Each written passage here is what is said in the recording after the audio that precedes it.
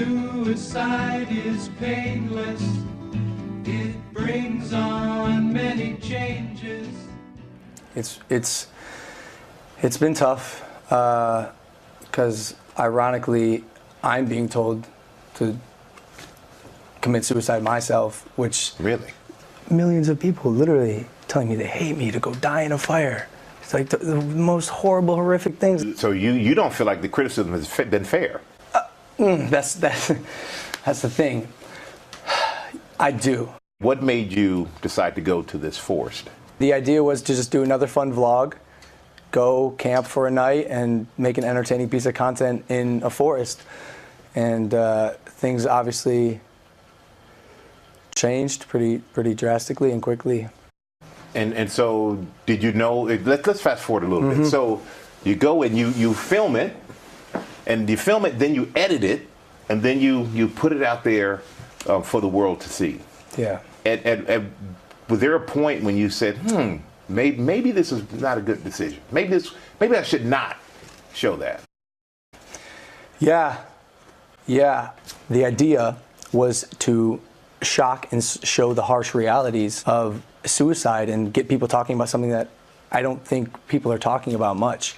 And still, that's the goal today. And you have 16 million followers, which amazing amount of influence that you have. My kids know who you are. When you put out content like that, do you realize the age of your audience? It's odd because, Michael, I'm 22 years old. It's not like I'm making content necessarily for kids. Sometimes I cuss, sometimes I make inappropriate jokes.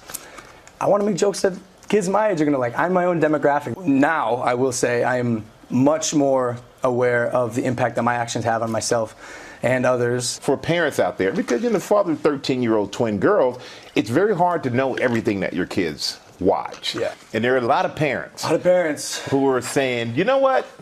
I heard about Logan Paul. I didn't really know who he was until this happened. Who are really going to monitor their kids now. What would you like to say to them? I'm going to be honest with you, Michael. I think parents should be monitoring what their children are watching more. Every parent I meet whose kids are under the age of like 12, I go, hey, you let your kids watch my stuff? And they go, yeah, what am I going to do? But at the same time, it's not like I'm a bad guy. I am a good guy who made a bad decision. Google Preferred dropped you from their service. Yeah. Do you think that was fair of them to do? I understand that they needed to take a stance. And while I don't necessarily maybe agree with it, I do respect it. But how does that affect your bottom line? Want to know the real answer? Yeah, of course. It hurts, but it's not like I'm drowning. I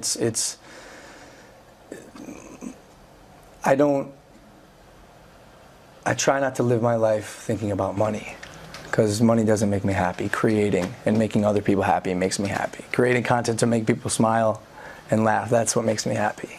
So you did the Suicide Be Here Tomorrow. So what was that project about? Michael, I've gotten to meet the most incredible people and have the most incredible conversations. And in fact, that's one thing I don't regret about this whole experience is I would have missed out on making these relationships and getting this education. One of the things I'm learning, which actually pertains to me as well, is crisis passes. Crisis passes, man. And for anyone suffering, I think it's important to know that. Like, you are not alone. And for me, why I say it's important for me is because, like, dude, this has been, to be honest with you, the hardest time of my life. I've never been hated by the whole world. And it's been something to definitely overcome. I will think twice in the future about what I post, probably 3 times. I don't think everyone should get a second chance. Some people do horrible things. This was a horrible lapse of judgment. And I will, and am going to learn from it and be a better person. The game of life is hard to play. I'm gonna lose.